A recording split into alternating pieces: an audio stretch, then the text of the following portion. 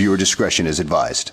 Good evening, everybody, and welcome to the first episode of the New to Wrestling podcast, After Dark. This is going to be our new kind of shorter podcast about wrestling drama, wrestling tea, all the kind of backstage stuff that me and Kelsey love to get into, that we don't necessarily have time to get into on the show because we're following a timeline. We got things moving, and we gotta talk about what's presented to us, not necessarily all of the backstage behind stuff. the scenes. Yeah, I'm really excited for this. Oh, absolutely. But as like a little preface, Kelsey and I, we've been friends for 15 years. Oh my god. Yeah. When you say it out loud like that, it's nuts. Wow. And a kind of a bonding factor of our friendship is our love of intaking drama.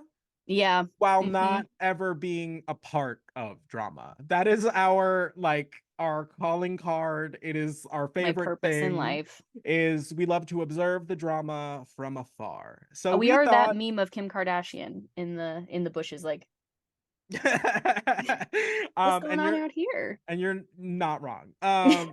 Literally, I'm like the like your neighbor that comes out in like fuzzy like slippers and her nightgown, like just to be like, what's going on? You're pretending to like water the begonias. No, fully, like... and you're just like watering the sidewalk, just like. And then you come back and you're like, I think they're getting a divorce 3 houses down. Yeah, that's who we are, and we've decided to put it in podcast form. Hey.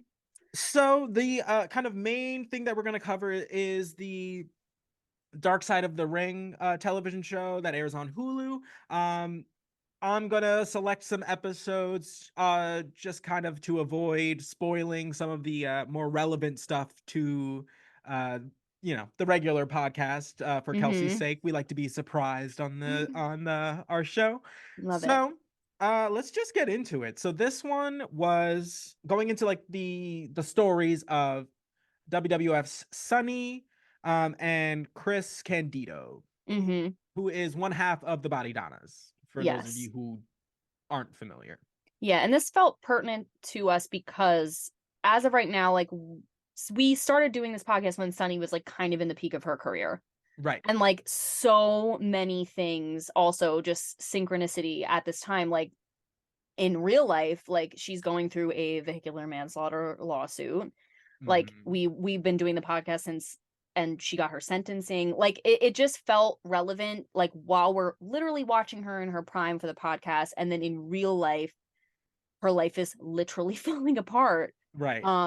So it just felt like this was the best place for us to start because it's been such a thing for us on the main podcast. So yeah, exactly. So we're gonna dive into it.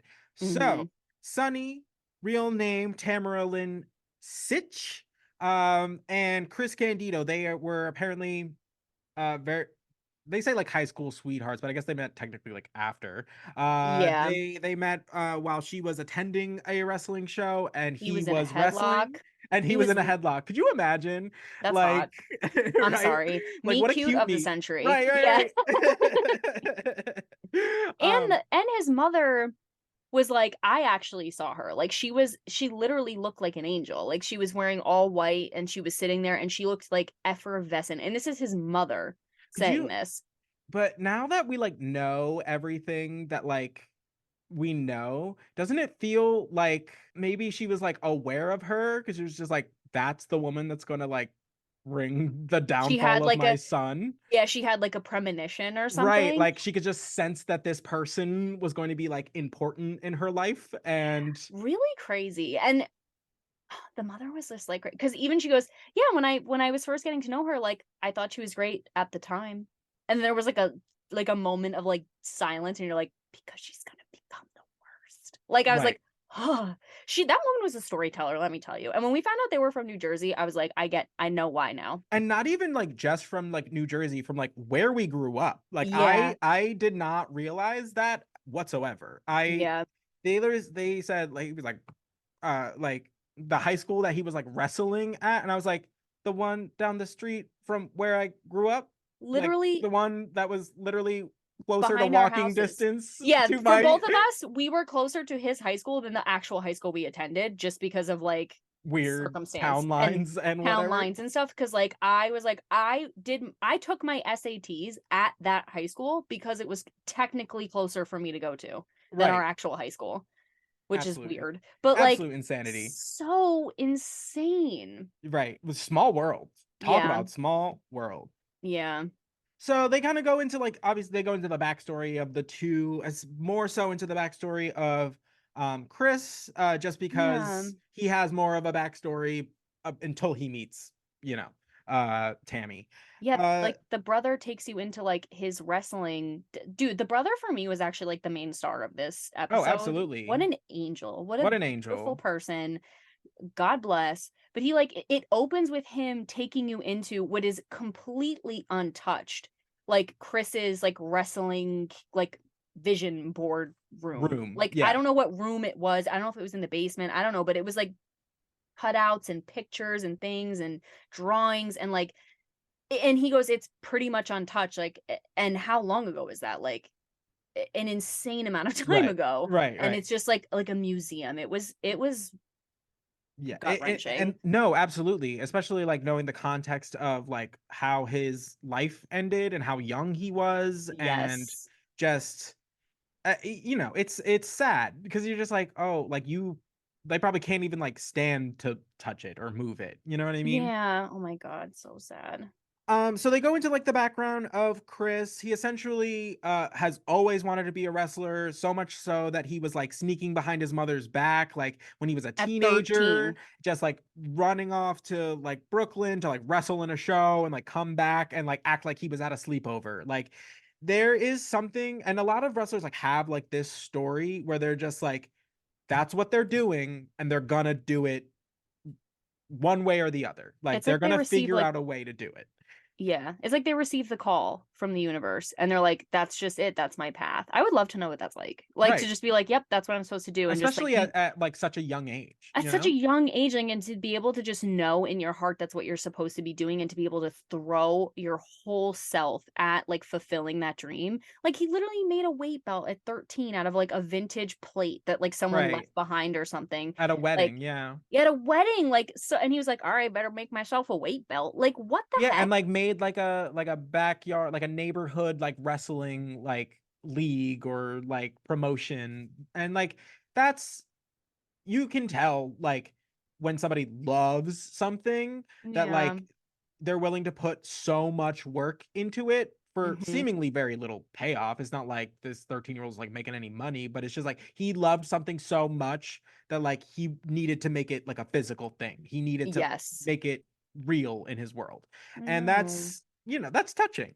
Then we kind of get introduced to Jim Cornette, and he Same. is, we know Jim Cornette, but we're introduced to Jim Cornette's role in their career. Essentially, he is the reason that they have both been brought into professional wrestling. Originally, it was Chris, and but Sonny's kind of charisma was just like undeniable. Yep. So, So they were they in it was like Smoky Mountains yes, wrestling. Yeah. and at that time, Jim Cornette was like the Vince McMahon of Smoky Mountain Wrestling. Okay. Yeah, Uh, like I think Tammy was pre-med, which yes, is insane. So like she's dating Chris and they're like just like she's very supportive. She'll take pictures of him, she'll film his matches, whatever, but she's literally a pre-med student. She wanted to be a plastic surgeon. right, And Jim is like, well, he apparently is the one that has the idea to make Tammy, aka Sunny, Chris's manager, which and make her this managerial figure. And he had like the whole setup of like how she was gonna be and everything. And he's like, she just had something, and I knew like together they could really like be something so special. And like so she literally leaves school to do this. Like as she didn't at first, she was like, "Oh, I didn't think it was going to be anything. Like I thought I'd just make a couple bucks." And then it just like took off, and then that was like my whole life. Which right, imagine if she hadn't done that. If she was like, "Nah, that's like my boyfriend's thing and I don't want to do it." And she just like became a plastic surgeon. yeah, And I whoa. yeah. It really is. It feels like a fated story. Like you could not write this. It's No, it's the twists and turns. I can't. So they are, you know, moving up the ranks at Smoky Mountain. they catch the attention of the WWF. So in 1995, they both make their way over. So Chris ends up in a tag team called the Body Donnas, and Tammy, who is now Sunny in the WWF, is their manager.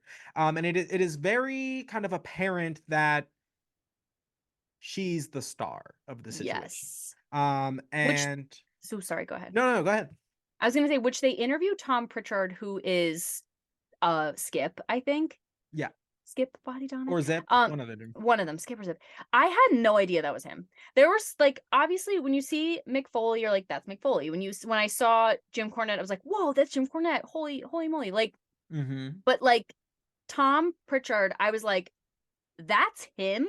He looks totally different, and not in a bad way, but he just like has brown hair and a beard and like just looks like an old guy. Like not that he's old, but like he looks like an older guy. Yeah. I was like, when they said, oh yeah, like he was like, I'm Tom Pritchard and I was one half of the Body Donnas, I was like, what? What? Crazy. Did not recognize him. Yeah, so we have this kind of like dynamic now between the two where like she's clearly the bigger star and he's kind of just like stuck like floundering. And it's during this time that apparently like Sunny was not super popular backstage. It was apparently very rumored around that she was like manipulative, and they cut to like Mick Foley and he's like, I never like I always liked her. I didn't understand that. But my thing is, you don't usually see people's like manipulation unless you're the one that they need something from.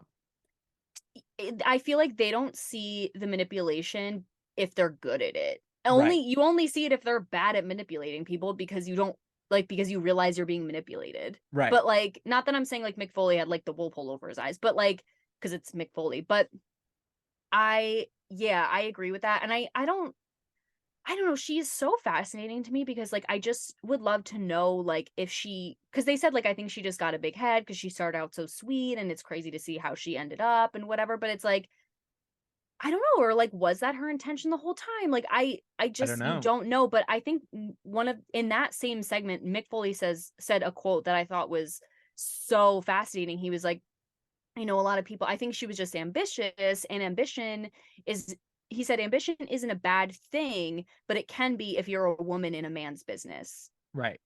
And I was like, oh, okay, T. Yeah, and especially, when we put it back in like in our regular show, we talk about a lot, like when we have to like put it in the reference of like the time period we're at, and you're like, oh, you got to remember she is the first like woman superstar for the WWF. She is the first in any capacity, like the first one to kind of break out of being seen as like, just less. And I could see I could see how a woman being the most downloaded person from the WWE and she doesn't even wrestle, like, could piss some people off. Right. You know what I mean? Like, she doesn't wrestle. She's not she doesn't really do anything except look super hot. And like, she is like everyone's favorite person. I could see how that would piss people off, especially like if you come in with like, you kind of come in off the coattails of an exceptional wrestler who's worked his entire life to get this opportunity, and then to have him be eclipsed by his girlfriend. Like, I can see how that would piss people off. Right. No, definitely. And especially in that, like, it was through like, it's like no fault of his own. Like, he was just given a bad like start, like just a weird, awkward gimmick that like you couldn't really do much with. And she really like took off like when she got out of being like that gimmick. When she went back to kind of being like the bad girl, like that's when, people kind of like gravitate towards her the most, because I think that's just kind of naturally like what she's better at. Like being the bad girl. And they said that she knew that. Like, she really knew. I think Jim Cornette said like she knew she would get more popularity by being the villain. Yeah, and he said and she didn't mind it. She wasn't scared of it. Like, she didn't care how people were going to react to it. Like, she just had it. She just had it. Yeah. Which I thought it was hysterical that Jim was like, I made her idolize Hillary Clinton because it was Smoky Mountains Wrestling. We're in the deep South. Like, everyone Mhm. is so Republican and everyone hated Hillary Clinton, like, just hated the Clintons, period. And so Mhm. I made her idolize Hillary Clinton to like really make people mad. He goes, and people were furious. And then like she just like latched onto that idea of being the villain.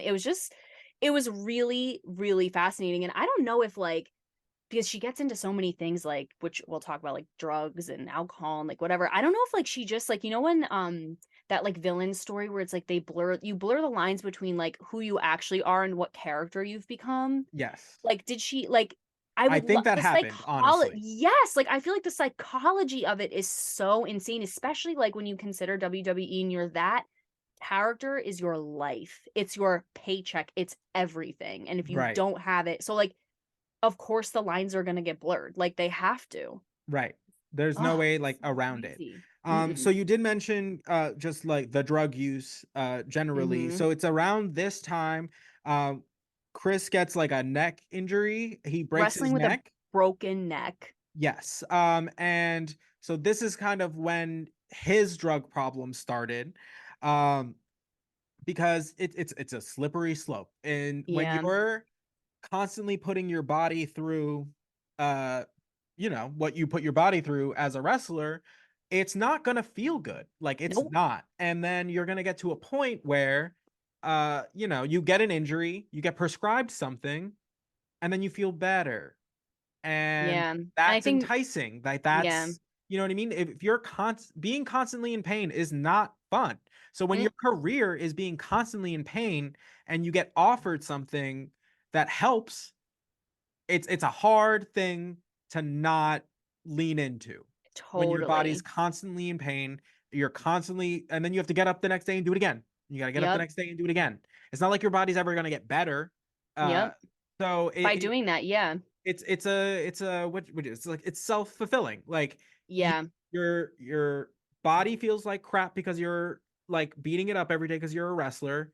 You take something, you end up feeling like really good for a little bit, and then you end up feeling worse. So then you take something, and like, so that whole thing is going on. Yeah. And during this time is when Tammy decides that she is going to have a kind of uh an affair, or she says how she phrased it was Girl. that they had broken up, she had a fling with Sean, and then they got back together. She literally said they were on a break, like a la Right. Ross from Friends. And it's like, babe, no, you were not. Like, and that's fine. It is what it is. Like, I'm not saying it's fine, like it was good. I'm just saying like it everybody knew. Because also Marlena was interviewed for this, which Right. again did not recognize Marlena until they said it was her, and then I could really see it. Mm-hmm. But I was like, I mean, she literally was like, I mean, she was hot, she was fun, she was smart. Like, of course, like she was just like the it girl, like she was that girl, and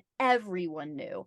Mm-hmm. Everyone knew she was having an affair with Shawn Michaels. And even like we talked about it in one of like the earliest Mm-hmm. episodes where he That. calls in from San Antonio Oh yeah. and literally later in the episode, because they're like, Shawn Michaels just chilling at home, like calling in, la la la. And then later they have Sunny call in, and she's also in San Antonio. And like, what other reason would she be there? Like, Right. it was just like Yeah. so obvious. Yeah. So that's going on, and then there's this whole conversation as to whether he knew or not. Girl. And there was I don't remember who said it. Oh, it was Marlena or Terry Runnels, where she's just like, how Mhm. could you not know? Right. Like It was it. so obvious. Right. And like, even, and now, and then they played like a bunch of clips, like of stuff that happened on air during Raw, like the multiple times that he like just planted kisses on her, like kissing her on the cheek when she's like covered in cake, like just being real, and you're just like, oh. Like, It was obvious from the jump. And like I my heart though was broken when they're talking about I think his brother was like, yeah, I mean, we were all partying in like a hotel room or something, and like it's so obvious. Like it kind of like comes up that like Tammy is having an affair with Sean, and they're like they like start fighting, and like I feel so bad for forgetting the brother's name, but the brother pulls Chris like out of the room and is like, just you have to let her go, you have to let her go. And he says, Chris says to the brother, like, I brought her into this business and it's my responsibility to take care of her. Because like he acknowledges like she's also going down a dark path because she starts doing drugs recreationally. Like, cause Right. and I think it was Mick Foley who said it. He was like, for wrestlers, like they're taking it because they need to perform. Like you said, it's like that vicious cycle where, Mm-hmm. wrestling breaks my body, so I take drugs to wrestle. Like it's, Yeah. like, but she was just doing it because it was around. And I think like Chris acknowledged, and I'm like totally just like making this up, but like Chris acknowledged that like she's going down a dark path and is like, I brought her into this. Like she Right. wasn't going to do this. And I brought her to this world. And now it's my responsibility to protect her. And I was like, oh my God. Right. And it shows like there's one point where she's like, I think he like when in reference to the Shawn Michaels affair, he's like, I think he knew. I think he just loved me so much that he ignored it. And could you imagine what like you're already like spiraling in terms of like being on like a drug problem, and now you have this added emotional pain of the person that like is your person, or like you thought is your person, is fully having an affair with somebody that you work with and is like Above perceived as you. a higher, like a more important talent. Like that's brutal. Like that's And she horrible. and she said, she was like, and I wish like I could know, like I could understand why he ignored it, or like what she was, and I'll never know. I'll Right. never be able to have those answers. And like I just can't imagine that. And I it's so interesting.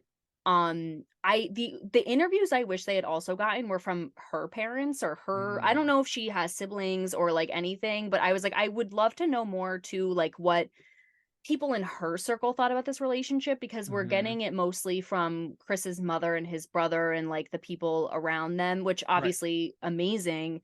But it's like I would also love to know like what they or like her family or her ilk like thought about Right. like Chris, like from that perspective, because it is Mm-hmm. like it's just tragic, dude. Right.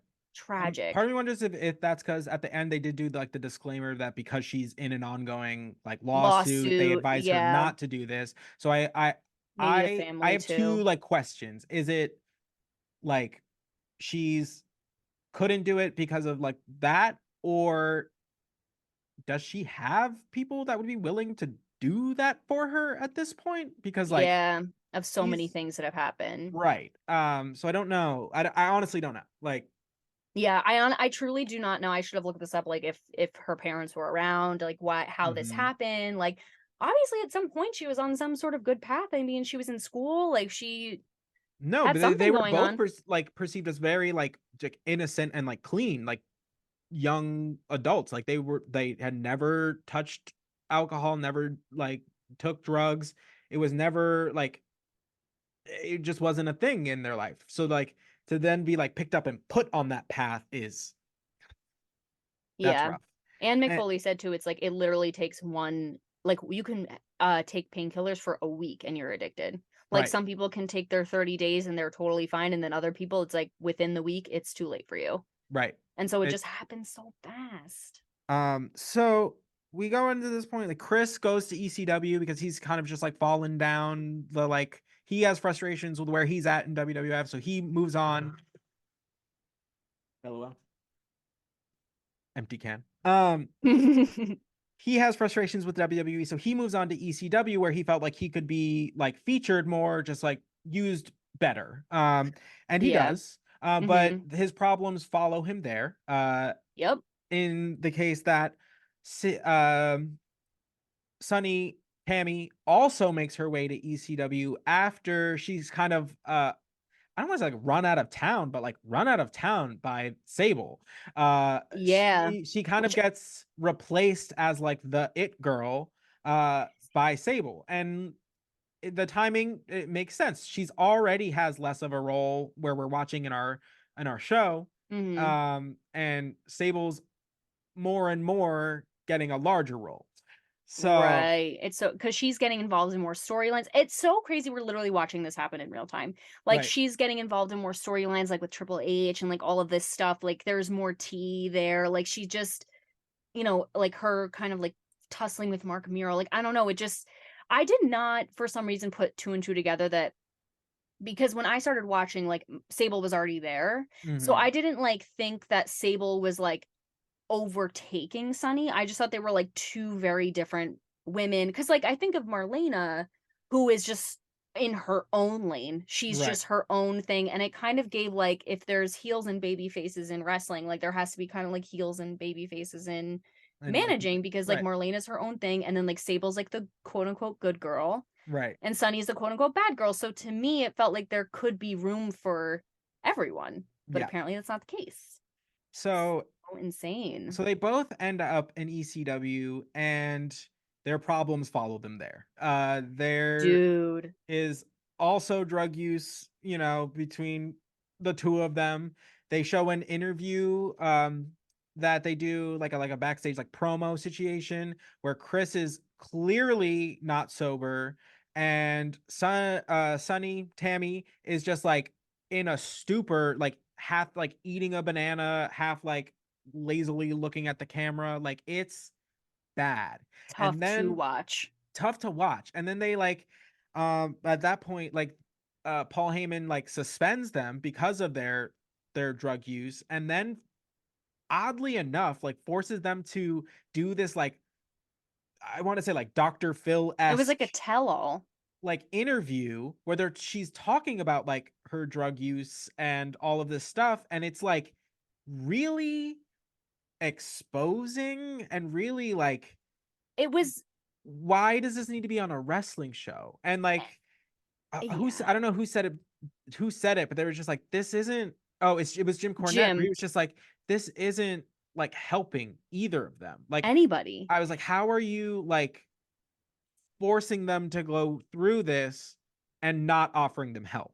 Yeah. And so one, it was like there was one part right before they went into like the tell-all video where the crowd at ECW is literally chanting, "She's a crack whore." Yeah. Oh, fully. And like she's walking off out of the arena and she looks so like dejected and hurt and sad and like not in an acting way. Like it looked No. really shameful. And I think that's what it was. I think Jim really emphasized that the tell-all video didn't feel like a let's bring this to light so we can heal from it. It felt like a punishment to shame and embarrass Right. her.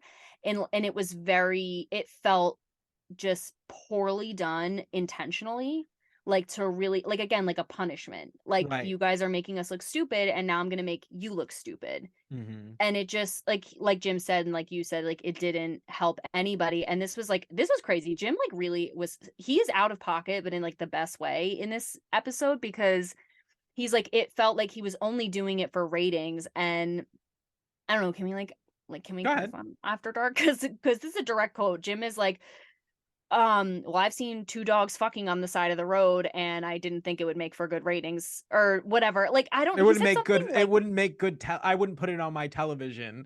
yes, Like, and I was just like, ooh, ooh. And like, I, and you know, because like Jim personally like feels for them. Like, because he, he really brought them in. He right, really is the one that brought her into the fold. right. So, and he's like, I was mad at Paul for so long. He's like, I can still like work myself up into being mad at him if I think about it for too long. Yeah. And you're just like, Oh, ooh, I also want to bring up because we did watch this because this was something else like Jim Cornette revealed, like taking it back when they were still in WWF. And because we watched this episode where the Godwin brothers oh slop her. yeah. Go And ahead. this is dark. This is really, really dark. So they like emphasizing the fact that she was not well liked in the locker room or like behind the scenes. And they said like this slop bucket is specifically reserved for Sunny. And Jim was like, they did disgusting things in that bucket. Like he literally, I put quote, must have been DNA from at least 20 different guys in there.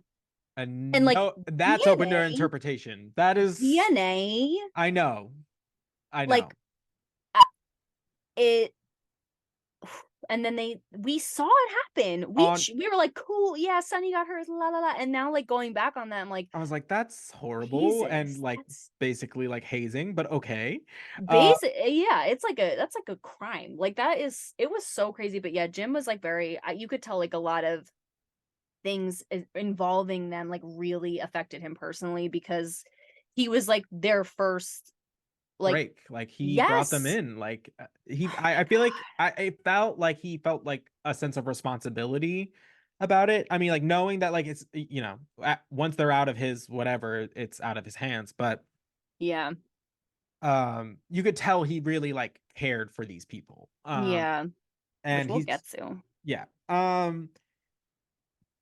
Dude, So the ECW debt was oh, crazy. yes. This, I was shook by this because this should outrage everyone. Oh, This it is did. just It did. bad. People, oh, ECW had its problems. And yeah. Well, there's a couple things we can watch about that also. But Yeah. essentially, while they were on suspension, Paul had given them kind of like office jobs to like keep them on the payroll. And essentially Chris was responsible for like booking the like flights and hotels and things of that nature. And so he would book the flights on his personal credit card and then get reimbursed by ECW. But what they didn't know was that ECW was struggling financially really bad. There are ECW wrestlers who will say like, I worked for free for months. I like, Which is or like insane. checks would bounce. Like people really stuck around during those like times because of how much they loved like what they were doing there, or they had like a loyalty to Paul, or they had other roles. Like most of the wrestlers in ECW had other roles.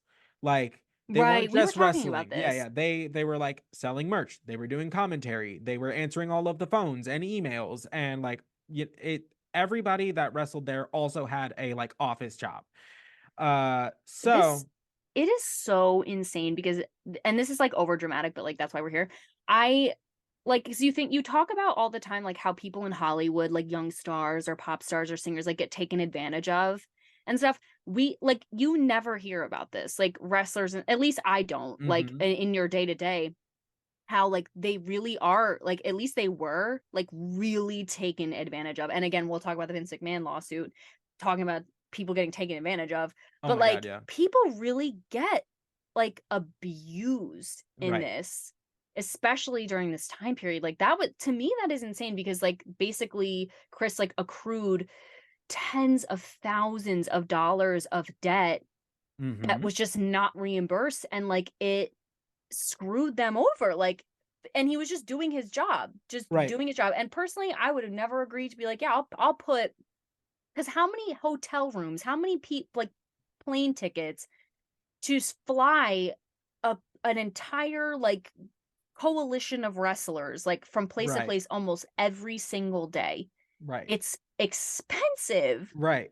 I It's can I baffling. It's mind blowing. Mind blowing.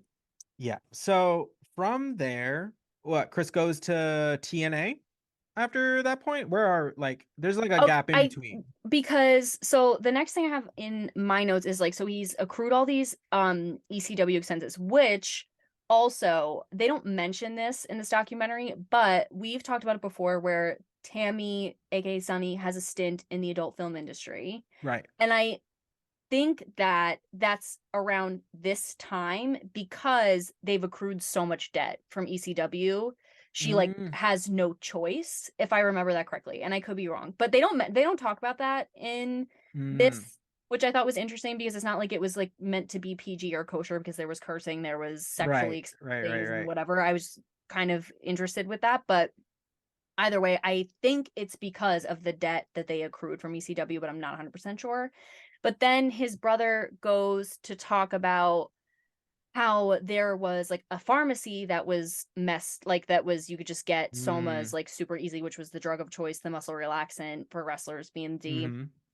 And he literally had like a seizure. He goes like, he's sitting there with his brother, with Chris, and he's like, oh no. And then Chris just has like a seizure. He Oh like bites yeah. his tongue. He's It's like bleeding bleeding everywhere. everywhere. And he's going in and out. And the brother was like, yeah, when you're having a seizure, you like don't know. And they're asking him, like, what day is it? Whatever. And he goes, move. How many times has Ric Flair won the title? And Chris He's is like like 17 times 16. or whatever. Like he Yeah. knows like all of those things. And I thought, dude, brother, like I said, was On the point. star of this He knew episode. he's like, I know my brother. He's like, I know my brother move. I know my brother move. And like he just the genuine love after everything his brother had been through, and Mm-hmm. like he just continued to be there for him no matter what. I mean, he is literally sitting side by side with him in a pharmacy where he knows he's getting drugs that he's addicted to, Right. but he never left him. Like Right. was and thank God, because he was like whatever. But yeah, then is when they go to Puerto Rico. I literally wrote my Oh, notes. they do. Yeah, They they go go to to Puerto Rico. They look terrible. yeah, it's they cut to them like making an entrance and it's brutal. Like they're talking the drug problem persists over there. It's just as easy to get. It's Mm-hmm. everywhere. Then and then Sunny kind of talks about the conditions of the place. They're like it was like run down and broken and dirty and people were throwing like batteries at them. She's like I would leave every night with just like bruises from being pelted with batteries. Uh Right. Absolute insanity. Absolute So insanity. insane. But they like look, you can tell like the effects of the addiction is really taking its toll on them. Like they are like bloated looking and like confused and disoriented, and just like you could just, it was so quick because like they're involved in this, the drugs and the alcohol and the partying, and you know this, and then suddenly like they show you the clips from Puerto Rico and you're like, oh my God. Like they were It like in caught up it. to them out of the blue. Like not Right. out of the blue, but like it was such a shift. And I was like, oh, Mm-hmm. they look like they are addicted to Yeah. drugs. So when does he hit rock bottom? It's soon, right? Yeah, so I guess and again, the brother is like I guess they're watching, or the brother was saying they were having a conversation, Mm-hmm. and he was like, man, all these like new guys coming up, like I don't know how they managed it, like, And the indies. Oh yeah, he's like, oh, I like working the indies. Like all these guys are like, oh yeah, uh, yeah, yeah, yeah. he's like, oh, I don't understand like why all these guys don't like, aren't better. Like I by the age of 17, like I was already like like ripped and I could do this and I could do that. And his brother was like, that's not like the normal. You were like exemplary. That's That's not why like you made it here. right. That's why you got to where you are. Like that's what did it. And he's like, oh, he said that Chris had this moment. He's like, oh, like I messed everything up. Like, didn't I?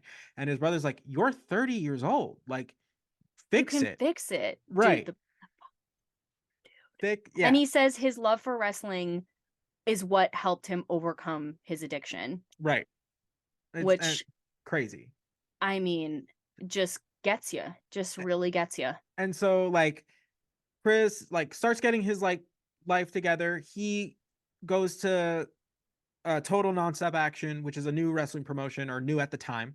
Um, and he seems to be like getting back to like his old ways. Like he looks better. He's performing in the ring. Like he seems happy. It was like noted that he's like, I felt like I got like the old Chris back. Like it felt like it was him again. Mm-hmm. Um, only for tragedy to strike when he's in a Devastating. wrestling match and he breaks his shin, trying to avoid a camera. And from there, he has to have like major, like, he has to reconstruct his ankle. I don't know if you saw, but his foot was sideways.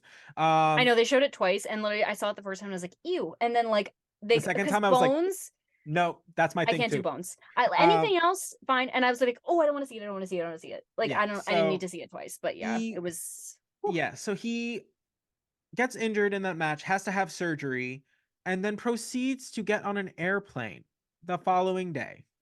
Or 2 days after surgery, which you're not supposed to do. No, no, no. Not supposed to do. You're not supposed to. And we get a little like story from like the mother basically explaining the last time that she talked to him is that he like called her. He's like, oh, like I don't feel right, like like something's like wrong, and she's like, oh, you just need to go to bed.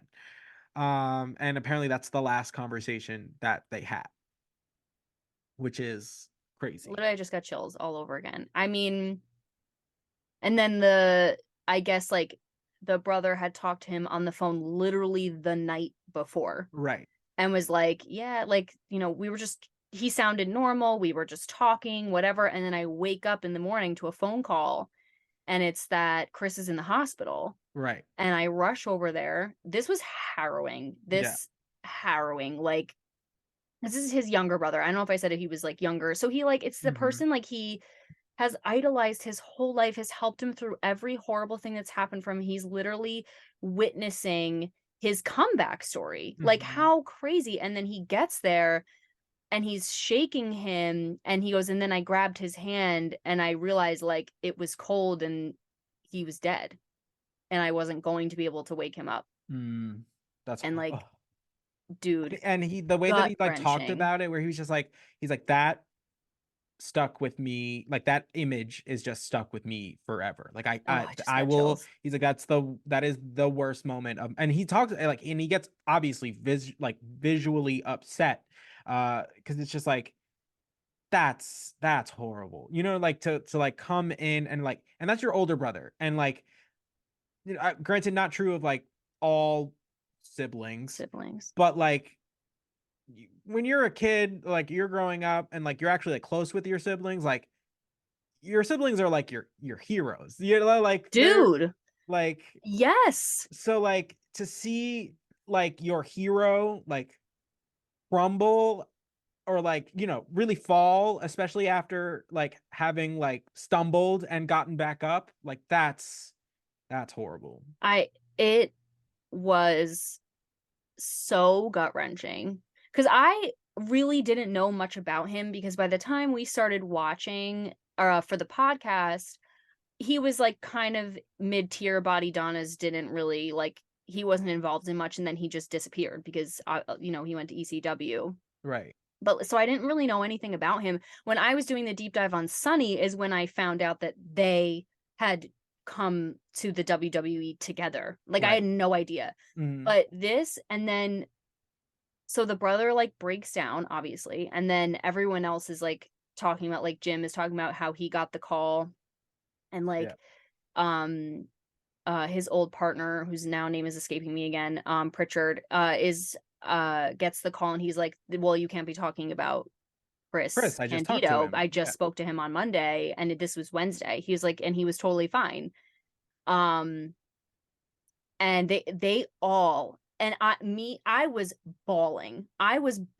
First with the brother he was crying and he's like, can you just give me a minute? And he steps out. Then Jim's like, I don't get sentimental about a lot of people, but Chris really gets to me. Like, that story. And everyone, Mick Foley, like everyone is going through and they're just like crying so hard about this. And it just gets to you because, again, it's that story. Like, this is the next movie they need to make, like, about his life, because this is like just so insane, the roller coaster, like, really to come back. And that's such a bad way to go. And again, his love of wrestling is what helped him overcome his addiction and then killed him, because he needed to rest, and he just like felt like he had to be there with everybody, and he flew and literally got a blood clot. a blood clot that killed him, and it didn't need to be that way. Right. At all. And it's So just devastating. it's tragic. It's because he was 33 years old. That's, oh my God, what, 3 years from where we are now? That's crazy.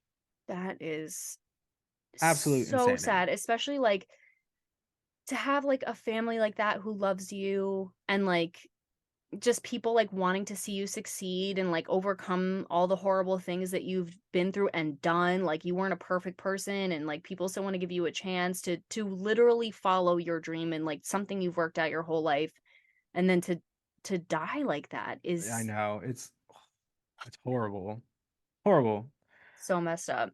and then it kind of like it kind of gets the short end of the stick as far as like what happened to like Tammy. Well, because coming off of that, it's like, all right, like now what do we do? Because so she her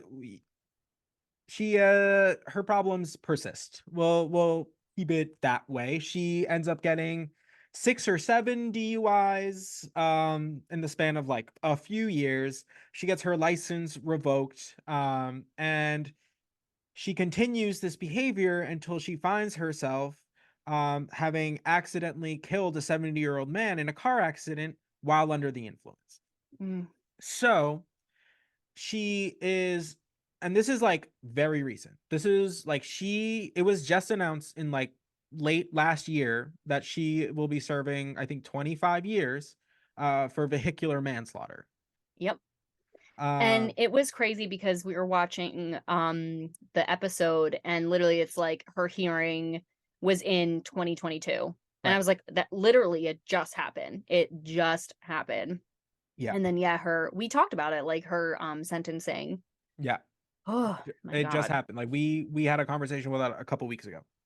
It is Yeah, just that so insane. that whole story was just like, oh, just gut wrenching. Like it's so sad because they came in so innocent and like and just like trying to make the most of it, and just to see it just get absolutely like derailed, and just how tragic he was lost, and then just the road that she continued and Yes. continues to be on Yep. That's what I was gonna is say, is like the fact that they were basically on the same path, but I think his love for wrestling is what like anchored him and was able to like pull him out of it. Whereas Sunny, like, I don't know her psychology at that moment, but it's like it's not like wrestling was her initial thing. It just kind of like became her thing. And right. so it wasn't like, I feel like, a suitable enough anchor for her to be able to overcome like the addiction and all of that. And it certainly wasn't Chris, because she was having an affair. So it's not like Chris was her anchor.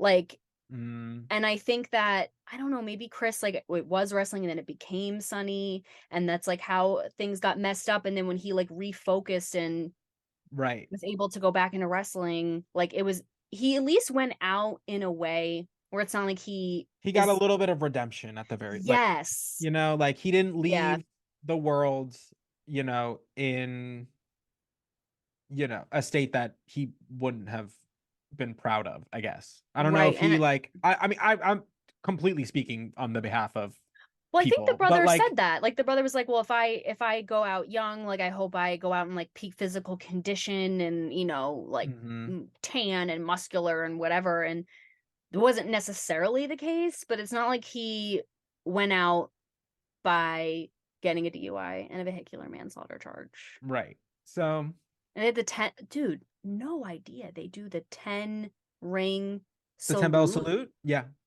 Jesus Christ. I Oh, was like, I I've seen cannot it a few cry. times. Yeah, it's rough. Harrowing. I could not cry harder. I was like, this is, first of all, what a beautiful thing to do. Two, just like, oh my God, like, so devastating. Yeah. Ugh. Oh God, what a doozy. So that was Tammy and Chris. That was Tammy and Chris. Yeah, I mean, wow. So much Ugh. more than I expected. So much more. So much I more knew than I you were gonna love expected. this series. I know. This needs to be his story, like, really needs to be the next. I didn't see Iron Claw yet. I Me do plan either. on seeing it because I'm going to. Literally the one thing that's holding me back is like I'm so sensitive and I just know I'm going to be choking on my sobs. Like, because I already know it's bad. I Yeah. already know. I know a lot of it, and I just know I'm going to be devastated, and that's fine. But I feel like this needs to be a movie or something.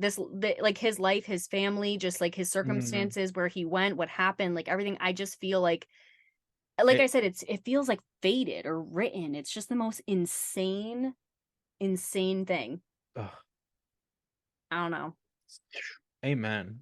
Drop your thoughts if you want to see the movie, because I would watch the I'd watch that crap out of movie. that Ugh. immediately. We're probably gonna have to write it. Yeah. All right. So let's transition into a more kind of current topic. Girl. And for the sake of time, I'm gonna recap it for you all. So for those of you who are wrestling fans and have been living under a rock, it was announced, I guess, when you're watching this last week, that Vince McMahon is once again being sued for sexual assault. He has just gone through a whole investigation literally this past year, which caused him to step down from the WWE the first time, and he came back because there was a sale of the WWE that he came back to like facilitate, and he's been kind of back since. He was on the board of directors of the TKO group, and it was still very much involved in WWE.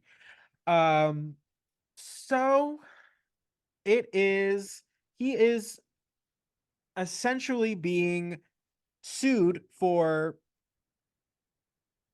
grooming and using a former employee, both for sex with fellow employees, trainers. She was also used as a bargaining chip in a contract negotiation. No. So essentially the long short of it is that her name's Janelle Grant. She was, and I have to, just for the sake of, this is an ongoing lawsuit, so all of this is technically alleged. It's alleged. We are just reporting. Don't have inside scoops or the facts, quote No, unquote. I just wanna share. We're just And chit-chatting. so the essentially the long and short of it is that Janelle was a like sole provider for her sick parents. They end up passing away, so she is, in a not great place in her life, and she's seeking employment. So essentially she goes into, she applies to the WWE, makes her way up, the interview process, and it is told to her that, like Vince is very big on energy. So like, make sure your energy's like up, whatever. Um, Ew. so essentially from the rip, she doesn't get a job like immediately. He kind of like promises her like a job through like various like meetings, all the while like kind of getting less and less appropriate, let's just say, as far as like touching goes. And yeah, so he's doing this whole, it is predator behavior. He's found somebody that is down on their luck, and he is kind of, offering them, a way out of their situation God. and into essentially another one. um Basically, this kind of continues, where like he hasn't like quite placed her, but he promises that like it's gonna be like a thing. um so this kind of like continues. She finally gets a position, um and it he's kind of just like ongoing and like pressuring her into having like, sex with him essentially. And then she essentially gives in because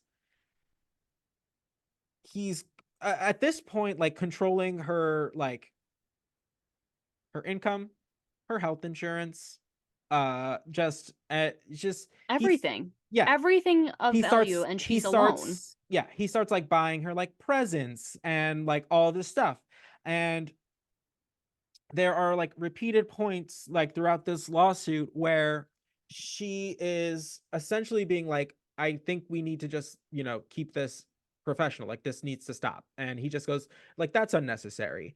And every time that he goes, like, he basically like dismisses her, and then just goes, oh, and remember, like, I like people that make trouble for me, like I have ways of dealing with them. I have money, I have lawyers, I have, essentially like he's threatening her the entire time. So this gets is ongoing. Oh, and this is over the course of like, I think it's like 2019 to 2021. So it's Oh, so this ongoing. is not that long ago. No, this is very recent. Oh, I did So not know that. yeah, so Oh, this is all happening very recently. So this is ongoing, ew. and he coerces her into having sex with him and I think it's either like a personal trainer or whatever, or like a somebody that also works, in the office. So it goes on to show like, so he basically like forces her into this like threesome where she now has to like see this person just every day at work, just every day. And then like so that continues, and then he starts offering her up to uh like a fellow executive who is also getting sued. His name is John Laurinaitis. There's essentially an instance where they force her into a threesome in the office during work hours while everyone is working. And so there's been a lot of questions raised as to who knows what, who didn't say anything, Oh knew, my was in fear God. of their jobs, knew, and just looked the up, like who. There's a lot of questions as far as who knew. Oh, So and it's horrible. It like it's, there yeah. are, it's just, he gets increasingly and increasingly like more abusive and treats her less and less like a person. And you can tell like just the demeanor in his text messages that are also in the lawsuit, which I advise if you want, if it's graphic. So as a like a warning, I'll put a warning before the episode also, but it's it's graphic. He essentially had sex toys that he named after wrestlers that he would use on her, um, based on the like the color that it was the race of the wrestler that he would name it after. He's like in these text messages, it's very dehumanizing. He's talking about like all of these people like just like using her and like just horrible stuff. Um, the worst of it is during one of these you know, forced threesomes, he apparently defecates on her head, leaves leaves to go shower, but before he does, he instructs her to continue fooling around with his friend or whatever. And so he goes and like showers and then comes back and apparently continues and just leaves her covered in his excrement, in just the most dehumanizing thing I've ever heard. Yeah, It's horrible. it's Um disgusting. and then just fast forward, she also as like during this whole time is eliciting like explicit photos from her and showing them to tech crew, other executives. It even went so far as to he offered her as an incentive to get a wrestler to sign a contract extension. It's horrible, horrible stuff. And just what's I think more surprising is not is yes, like this what I'm read is absolutely like shocking and abhorrent. And But what's more disturbing. surprising to me is the lack of surprise from everywhere else. That's exactly what I was gonna say. I think it's, to me, like, all around disturbing, absolutely disgusting, foul on an inhuman level, but it's the fact that, like, it's so explicit and so many other people got involved Right. and no one has said anything. Right. Like, because obviously more people than who were directly involved were aware of it. There is no other There is possibility. no way. Like, because it's not like he was hiding it. It seems very flagrant, like No. very It is obvious very abuse. it is very and just the way that he like threatened her as far as like if she said anything, like what would happen. Oh, didn't even get to the best part. So the best part is he's estranged from his wife, general, like they have been for We like would a long hope, time. at least. He finds out about all of this and then he pressures her, her being Janelle, the person in the suit, pressures her to sign an NDA where he's apparently supposed to pay her like $5 million or something. He pays her the first million and then stops paying her, and that is why this lawsuit is happening. He's so it's It is the like absolute gall of thinking that you're so untouchable because you've surrounded yourself, it's I get it. It's not I get it. I know, excuse my whatever. I can understand why he would think this way, in that Mm, he's, this is his company. Everyone is bowing down and scraping and whatever to him. He holds all the power and he's made a shit ton of money doing it. mm-hmm. So there is this kind of like, I'm untouchable, like, grossness about it, that Yeah. is just like, you fully believed that you were just allowed to just absolutely use another human being in any manner you saw fit, with the understanding on your part that there was going to be no consequences, that you Mm, are so good at what you do that nobody can touch you. Ew. so Ew. gross. I So was gross. I'm not, and the thing is, like, I was reading it and I'm in the same boat where it's like, I'm horrified by what I read. Am I surprised? Not really. Yep. Because we see this so unfortunately all the time, especially like I said before, like in Hollywood, in the music industry, where it's such an abuse of power. And I think in industries like this, where like people's dreams are at stake and they're Mm-hmm. willing to grovel and do so much, paying of dues because this is their dream, their lifelong ambition to be on this stage, to be in this space, to be Right. seen this way. Like it almost heightens the power dynamic where Mm-hmm. a Vince McMahon or like a director, like That's music what, yeah. mogul, like it feeds it more because it's like I'm literally in charge of making people's dreams happen and I can take them away. Mm-hmm. Like because in a corporate space where that the kind of thing happens also all the time, discussing. It's like it's a job, but it's not necessarily like I didn't dream my whole life to be an accountant, which I could be wrong and I'm not trying to like minimize anyone's abuse in a corporate space, but it's like it's a weird like dynamic No, it to is. have like that And adds to that like there oh, was a I don't wrestler. know.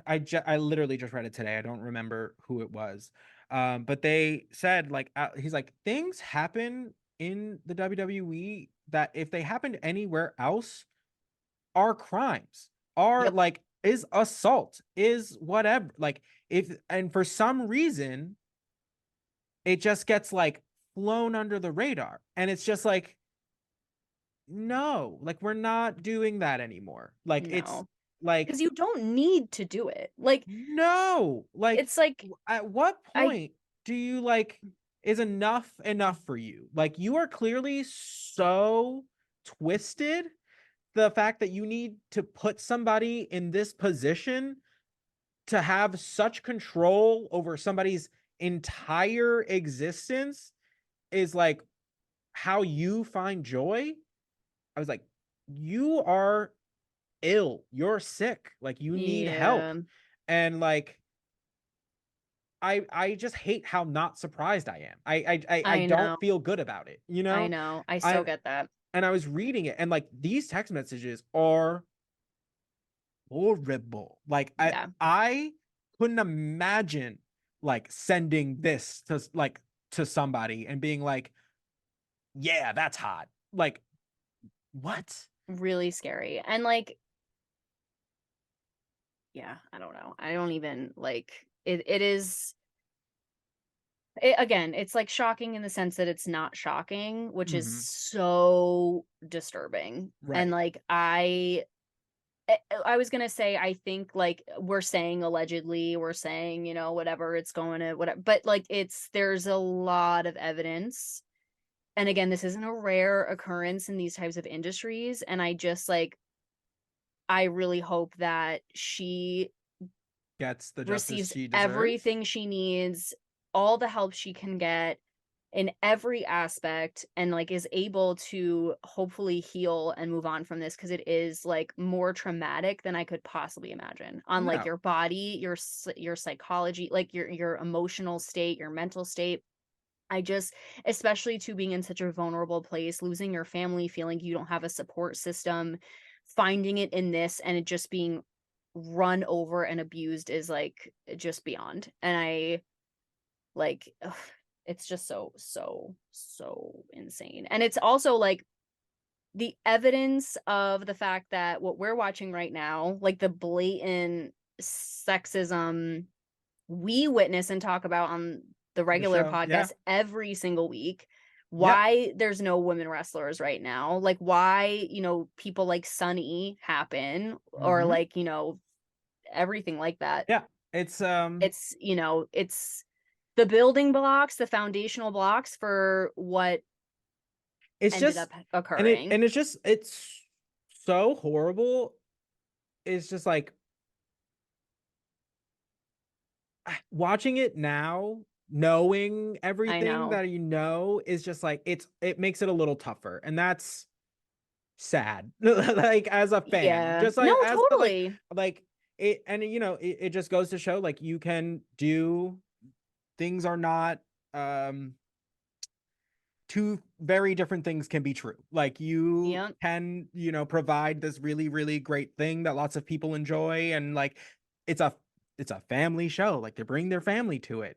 And then you could also just be this like absolutely like horrible monster. And those, it's hard for people to like accept that in their heads. Yes. Um, but it's like that's the reality. Like is like there a lot of times really horrible people are also capable of doing pretty decent things. Like Yep. it's not mutually exclusive. Yeah, and not Um, like we're trying to give like Vince flowers or anything. It's no, not no, that. it's It's not that. not that. It's just like, oh, like we enjoy this thing. Wrestling and yeah. And Um, I it's so funny, especially when we were talking earlier about Tammy/Sunny and how like the lines of the character blur. I know that Vince ends up being like the number character, one yeah. villain like horrible person, and I don't know like the genesis of that really, but it's interesting that he is a horrible person in real life, commits horrible, disgusting acts of abuse on other people, and then somehow like it starts to bleed into like his professional like you know what I Appearance, mean? yeah. Yeah, like so it's almost like again like you can't even separate who you are from, you can't play this character anymore because it's so vastly different from who you are. Like Vince is just like, oh, like yeah, Mhm. whatever, impartial, quote unquote, like Right. whatever. And I think it's interesting that that's the way it like lends itself into being. And I don't know if that was intentional, or I mean, I'm assuming it was intentional, but like even just like to brush things off that he did as like being the villain. Like I don't even know. It's And just no, it's it just paints like it's on like everything is just going to be painted a little differently now. Like there's no yeah, way to not look at things now and not like know who this man is. it's yeah. And it makes everything so much grosser. Like when Mhm. he does things, it just disgusts me. And like I don't know. Like, do we still watch? Absolutely, because there's so many amazing wrestlers who, like we said, have worked their whole lives for this and are good people and Mhm. just want to like go out there and like do their best. And unfortunately, they have somebody at the helm who has really disgusting, malicious intentions, and it's Right. like just crazy. Right. So, Oh, all oof, right, took a dark guys. turn, girl. I mean, it's We're after like, we're dark. gonna like chit chat and like talk, and then we're like diagnosing No, like no, I promise not every episode will be this this harrowing. or heavy. But Yeah. it's happening now, and And it's pertinent and I think we we would should be be talking about it. remiss to talk like to not talk about it. Absolutely. And I think anytime you have an opportunity to be like that behavior is unacceptable and horrible and like is not something that has space in society, I think you should take it. Absolutely. I think that's important. Without a Um, doubt. so so this has been the first episode of the New to Wrestling podcast after dark. I promise it'll get a little lighter. But Yeah. we wanted to just dive into a side of wrestling that, the the show, the New to Wrestling podcast, is strictly, we take it as a television show. This is going to be kind of more of a deep dive into the lives of the people that make the television show. And kind of, there is a lot of just troubling stuff that happens, that has happened, that either has made, you know, tragedies out of wrestlers, or has now made wrestling better because this thing happened.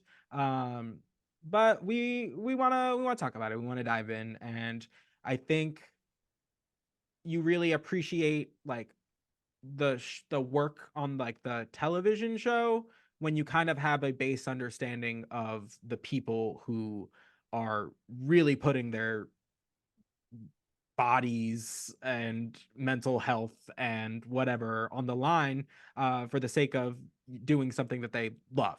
Absolutely. So we hope you enjoyed, and we'll catch you next Saturday.